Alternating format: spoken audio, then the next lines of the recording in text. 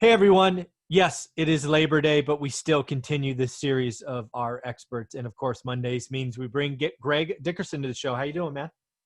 I'm doing great, Michael. How are you? I'm doing very well. Thank you for giving us some time on Labor Day. It's greatly appreciated. I thought what we would talk about today is, there's a lot of noise in the media about investing. You hmm have some people out there saying everything's rosy. You have some people saying, "Ooh, look, a discount, let's go." And then you have some people going, "You ain't seen nothing yet." So I thought we would just talk about that, what you see, who you listen to, where do you see this thing going? What do you think? Yeah, so there's investing, and then there's the markets, and then there's the economy, and there's recovery. That are being discussed around all of those. So let's talk about investing. So investing is the commitment of capital in anticipation of a future development. Okay, so you're placing capital in anticipation of something developing in the future, hopefully to the positive, generating a return. So when you hear all of the optimism, and we had a little slight sell-off last week, and things like that, the markets are testing the Fed's resolve Mhm. and ability to continue to prop up the markets. And the only reason the markets are where they are is because of the liquidity from the Fed. That's it. No other reason. There are no fundamentals. There are no technicals. Everything's overvalued. It's because the market knows, the investors know that the Fed is not going to let the stock market tank. They're going to Hmm. buy corporate bonds. They're going to buy stocks. They're going to buy ETFs. They're going to buy Yeah. whatever they need to buy and pump money wherever they need to pump to keep it up. So when you hear everybody who's enthusiastic on Wall Street talking about this great recovery and this V-shaped recovery, sure, if you're an institutional investor, absolutely. The retail guys are getting clobbered because they're not where the institutional guys are. And from an institutional standpoint, the only place you can get yield is in the equity markets. Okay, you can't get yield in treasuries, can't get yield in bonds. Dollar, gold, all that is minuscule.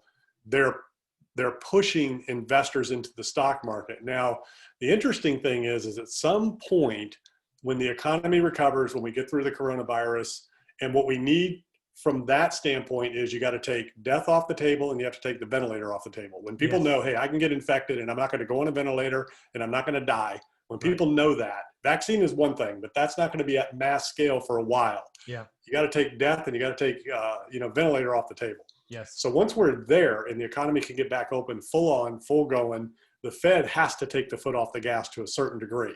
Mm. So there'll be a little bit of trimming going on. But right now, the optimism is coming from the people whose interests are served by people keeping their money in the markets. Yeah. And I just want to kind of continue on that theme. I like how you broke it down: market, investing, speculation, economy, all of that stuff. And Mm-hmm. yeah, you're right. There was a little hiccup at the end of the week. Thursday was real bad. Friday was an interesting day, up at the open, down, and then kind of, closer to even. Um, but it's interesting is some people out there in the media, again, it's been a 3-day weekend for us, right? There's already articles out today, Monday, non-trading day, talking about, oh, buy the dip, right? And again, buy the dip has worked since March, right? We've had a couple of little sell-offs or hiccups in the market, and people are still doing it. And you're right, it is the Fed, right? They're keeping liquidity in the system. Man, I would have never thought the Fed bought ETFs, and they are. I never thought they would have bought zombie corporate debt, and they are. Um, we will eventually have true price discovery, but you can't when there's an outside force with unlimited deep pockets, and that's who the Fed Yeah. is. And, at some point you got to take a profit, right? Nobody ever goes broke taking a profit. So Yeah. the market got to a point to where it was just obnoxious. Okay. Mhm. And, somebody of their, treasury in the Fed and, these local reserve banks, they're calling these guys going, look, dude, sell some stock, will you? So we Yeah. can keep this going. Yeah. You don't sell some stock, we're gonna have to stop. Mhm. So, they're taking profits and you have to at a point, and it's just the market as it is at an obnoxious level. When you look at the valuations on these companies, especially companies that have no profit, Yeah. have no growth potential, and have no income, and their stocks are through the roof, it's just all speculation. And at some point that has to come back to earth. Now, the interesting thing is that when you look at where we came from 2009 2010 and the Fed's actions, low interest rates, pumping liquidity in the markets, Mhm. they've continued to do that through Q1, QE1, QE2, QE3, quantitative easing, where Mhm. the Fed has had these asset purchase programs. That hasn't stopped. since Yeah. 2009, 2010. So where does it stop this time? Because we had a great economy and they were still doing it. And the Yeah. only reason the economy was great was because interest rates were low. The Right. difference is not everybody is able to partake in that. Not everybody's able to buy money. You and I can't go, create a company that's default or bankrupt and then sell bonds. You know Yeah. what I mean? Yeah. We can't do that. No. And that's the problem, Yeah. because that's the real economy that's suffering. So you have the markets of the economy of the markets, Mhm. you have the economy of Main Street, and then you have the economy of all of the average workforce out there. So Main Street businesses, entrepreneurs, and then you have the economy of the general public. Mhm. And we're probably, I guarantee you, I don't care what the numbers say, I guarantee you there's probably still 25% of the people out of the workforce, Wow. unemployed, because you got to count the business owners that Yeah. haven't filed for unemployment, can't file for unemployment, aren't making any money. I'm talking about effectively unemployed. You're You right. might have a business open, but if you ain't making any money, you're basically unemployed. Yeah. You're losing money slower. That's Right. what you're doing. So Right? that's probably 25 to 30% real. Wow. So, if you look at GDP, that's kind of where we're at, right? The GDP's been trimmed by probably 20, who knows, 20 to 30%, somewhere in there. And that would be a neat number to look up, because that's your true. Don't look at what the jobs are saying, how many we're adding, how many we're losing, who's filing for unemployment. What is GDP? Look at that, because that's your real effective rate of unemployment. Where were we and where Yeah. are we now? What's not being produced? That is unemployment. Employment is production, Mhm. creating, So that's what's interesting to look at. So how does that recover? Well, the problem with that, and what's going to take so long for the economy to come back to a roar like it was, is that, again, the average entrepreneur, the average small business owner is not able to tap into any kind of liquidity other than that PPP program. And all that did was just keep, some employees paid for a while. It didn't replace lost income, lost Right. profits, and things like that. So these businesses were, in a deeper and deeper hole. So what you got to think about is, just like the Great Recession, when the real estate and construction industry tanked, Yep. not only was it those jobs and that productivity, but everything else around it, all of the suppliers, vendors, and subcontractors involved in that Mhm. industry, and then all the global suppliers involved in that industry. So now we're seeing the same thing at the small business level. For every hair salon, nail salon, and restaurant, retail store that can't produce like they were, Yeah. that's a lot of reverberation, butterfly effect through the local economy. Mhm. All these office buildings that are shut down, all those things. That's what's kind of out there. And until we can get back to where everybody can get back open again, and it'll be some attrition, and Oh, yeah. bigger companies will pick up the slack for where the little ones left off, and people will go to work other places. But until you can get fully back open, you can't see a real recovery on Main Street at the retail consumer level. Wow. It's 25% real unemployment. And yeah, I mean, it certainly could be possible. That's interesting because, as you know, last Friday, the published number, which clearly is BS. What was it? 8.4, I think, or 8.6, Mm-hmm. something like that. Yeah. Wow. So 3x that. That hurt, that has to hit you in the gut. So if that's where we are, we have more pain ahead. And actually, to that end, we haven't really had pain yet, at least at the macro level. Individuals have. Yeah. If you lost your job, if you're not collecting rent as a mom and pop, we've had some individual pain, but we are about to suffer wider pain. And I think you're starting to see that, right? I mean, there was a Hilton in Times Square that said, "I'm Mm-hmm. done," and Yeah. that's amazing, right? Yeah, there's more and more retailers, that are closing for good, not just reorganization, but liquidation, gone. Yeah. There's restaurant companies right behind it. There's going to be more of those. There's hotels, casinos, all that, because, again, that whole event business, the whole travel industry in terms of, corporate travel, it's just gone, and it's going to get worse as we go into the fall. So you just look at what's going on with these colleges with reopening. And, again, everybody's focusing on the infection rates, and really what counts is obviously hospitalization and death rates. But as the infections grow, the other follow behind 3 to 4 weeks. And they're seeing a resurgence in Europe now. They're seeing it in India.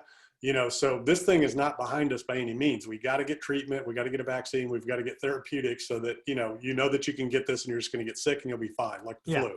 So we've got to get to that point. The problem is, if we get a vaccine tomorrow, the general public isn't going to be able to receive that until next year sometime.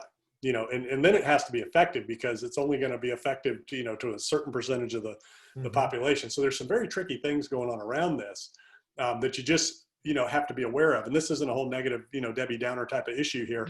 What we're trying to say is, okay, how do you position yourself for strength, through this? What do you look for? Who do you listen to? And what do you look at? Right. So, let's kind of maybe talk about that a little bit so people can have a takeaway here and say, okay, now I know what to look for, who to listen to, and, where I can possibly go. Yeah, that's exactly where I want to get to. And the other thing I want to sort of start that out with is, if you acknowledge that there's more pain ahead and that the time frame, where we might be halfway through this, right? I mean, just think about that, right? This started in March. If we're just to say we're halfway through it, that means we've got until March of next year, right?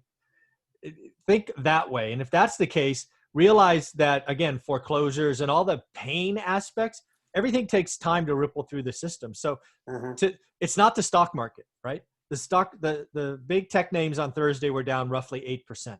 That doesn't happen with real estate. It doesn't go down in a 24-hour window. It ripples through. You go 30, you go 60, you go 90 days delinquent. Then the bank does this, then the bank does that. Then it has to maybe go through judicial foreclosure or not.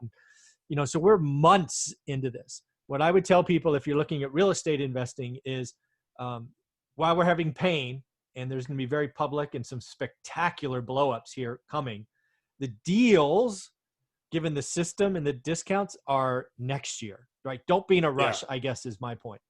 Yeah, I've always said this is kind of like you and I have been talking since, last April when it all started, March, April. And to me, this has always been like a tsunami. In a tsunami, the tide kind of goes out. You can kind of watch it, and then all of a sudden this wave comes rushing in. So the tide is still going out. It hasn't come back in. That's a good yet. way. Yeah. It is still going out. And until we get into next year, when and towards the end of this year, you'll start to see some stuff towards the end of this year. Because there might be some tax. Yeah, there'll be some tax or bank stuff in December for sure. Yeah, banks need to clear the books. They have to get bad assets off their books and things like that. So there'll be some things going on.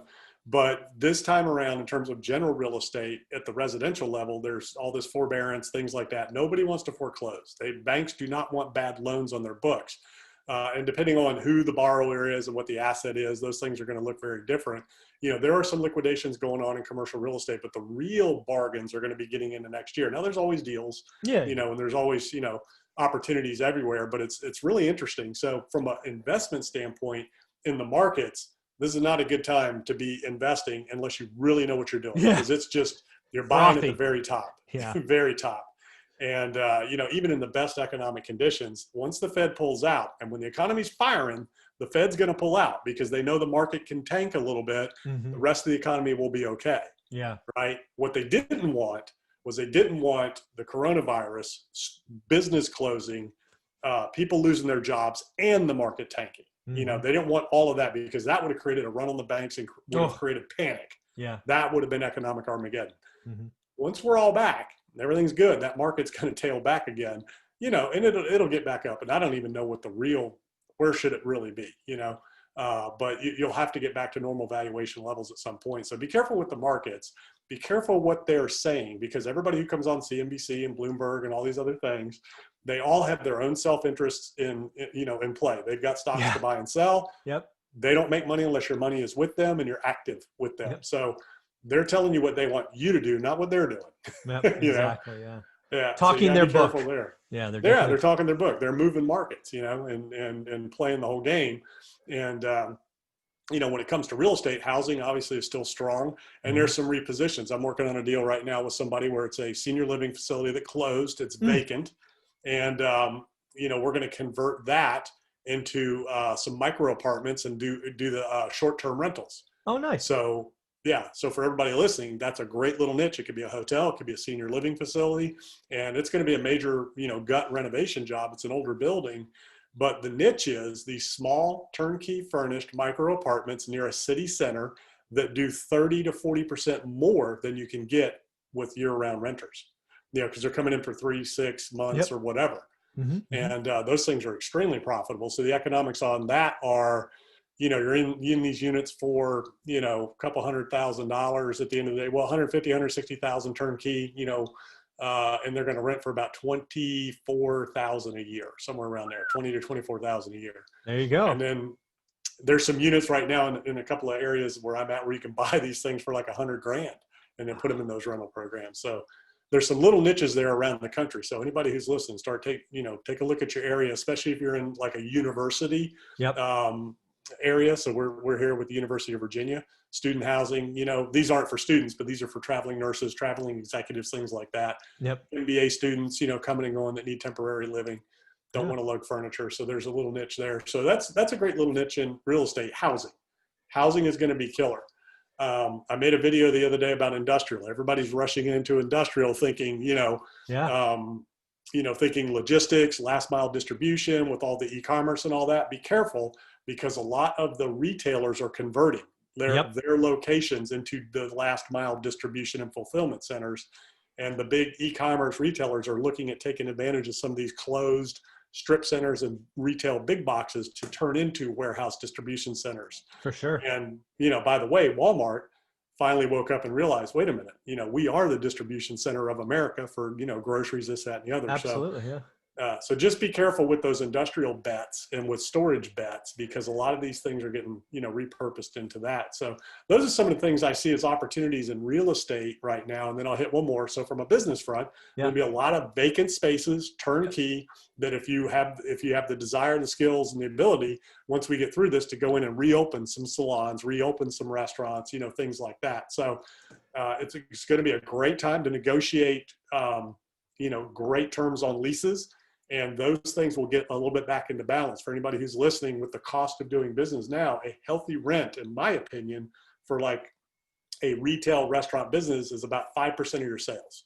And it had gotten up to almost 10% in a lot of areas. That's not healthy for a restaurant to operate, for retail to operate. So you might be able to negotiate some leases around 5% of what your gross sales anticipation are, or even a gross rent agreement where it's based on your sales.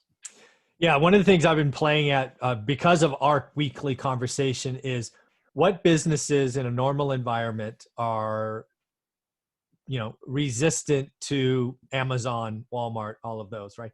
And it is those local services, salons, bakeries, right? Things of those nature that, I am looking at, because again, if you can, and for me, I would be picking up the space and then putting someone in. And you're right, I would take 5%, 6% of sales. Going forward, right? So there'll be a good opportunity to be on the landlord side of that, and to be on the business operation side of that, or buy a business that's already existing. You take over the real estate and then sell the business. Yeah. So you could buy the whole package, and there's ways to do that without even having to put any money up. Wow. Let's say, Michael, you have a hair salon and it's totally turnkey equipped, and you're done, you're out, you're ready to go. And it has the real estate, the business, and everything. So I'm going to come in and buy that from you, and I'll say, okay, I'll tell you what, Michael, I'll give you, $200,000 for the business, and I'll give you, $500,000 for the real estate. So if you're not in a position to finance the real estate, then I buy that. But the business, I'll give you the $200,000 for the business, all the FF&E, furniture, fixtures, equipment, customer database, all that. And here's how I'll pay you. I'll give you that $200,000 over the next 5 years with a deferred payment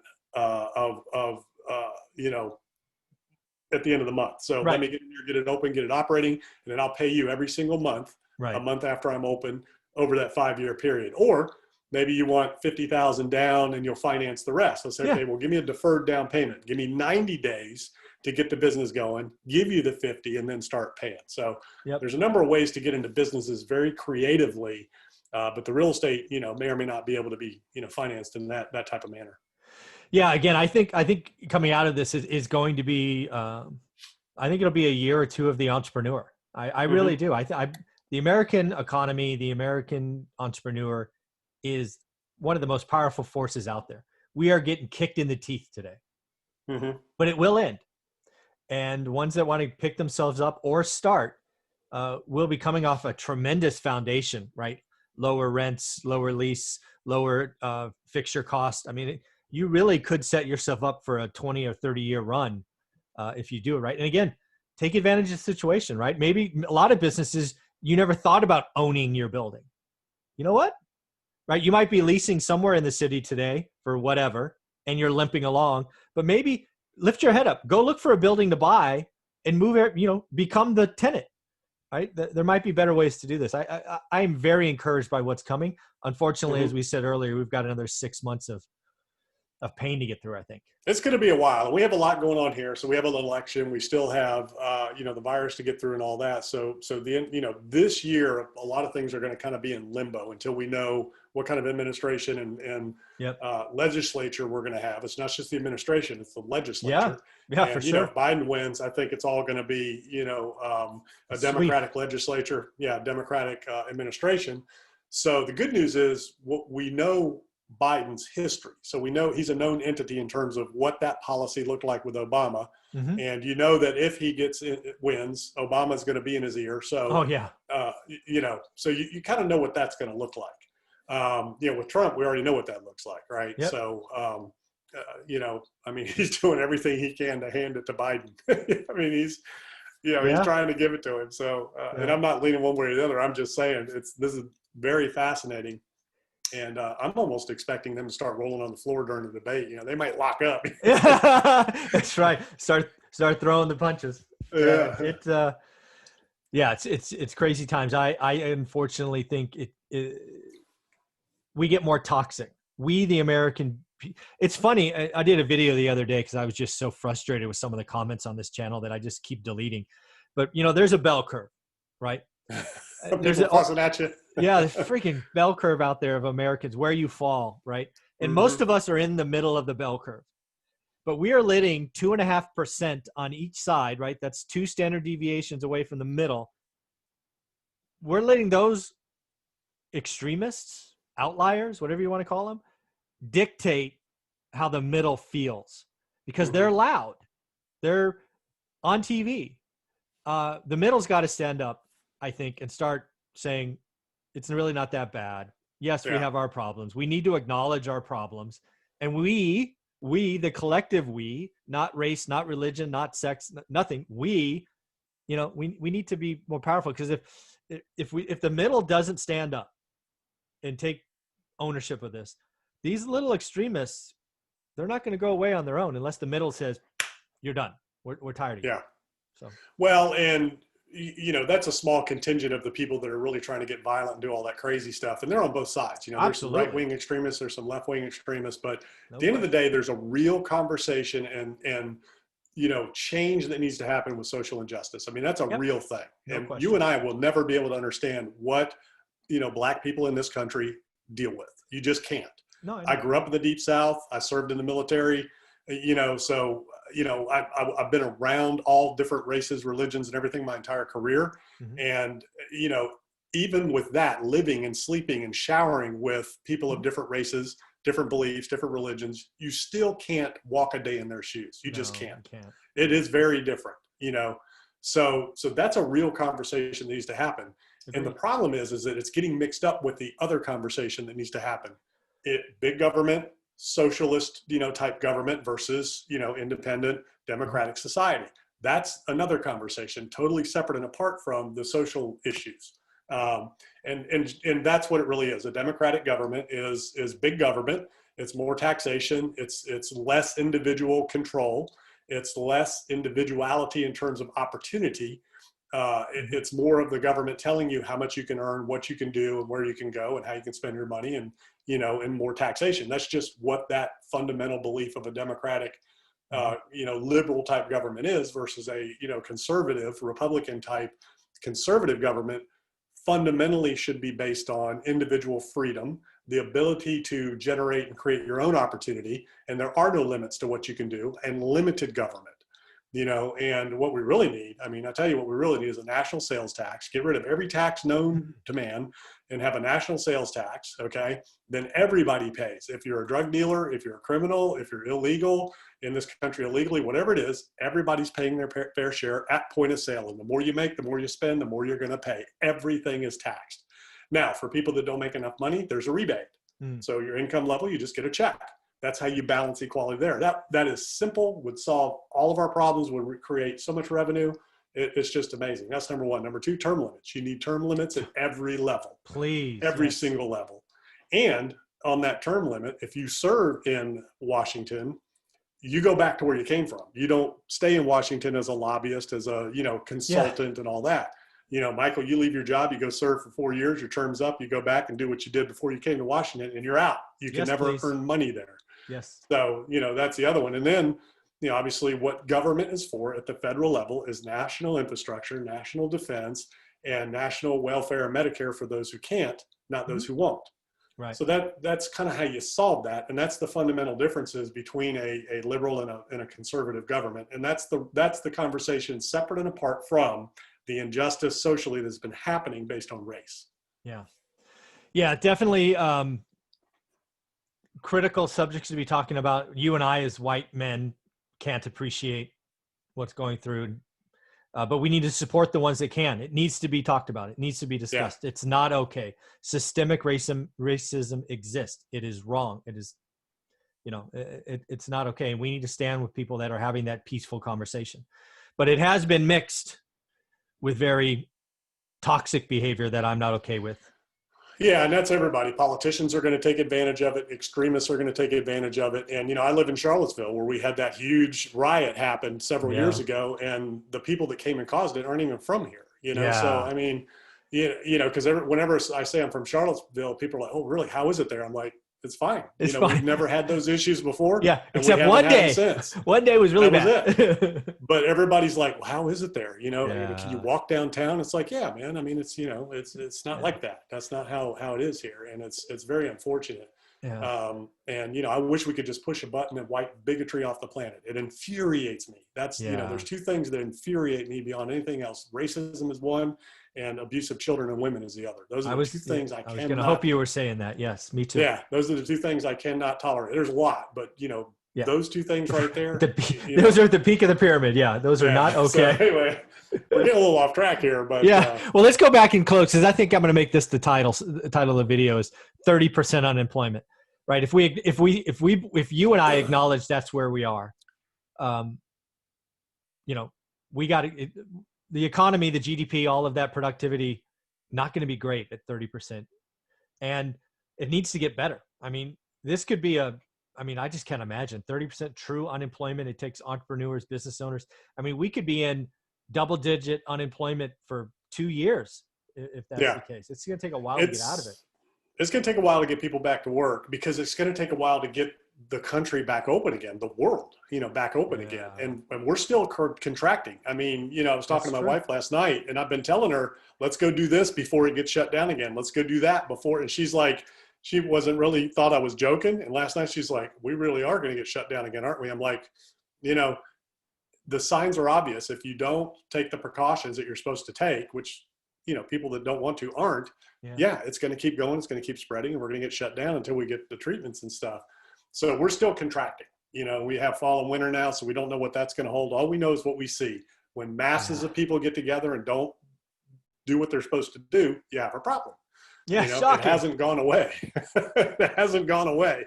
Yeah. And I think there's a little bit of denial out there. It's like, because you don't hear so much about death rates anymore, So I think there's a little bit of denial, but there's still, a lot of people dying every day from it.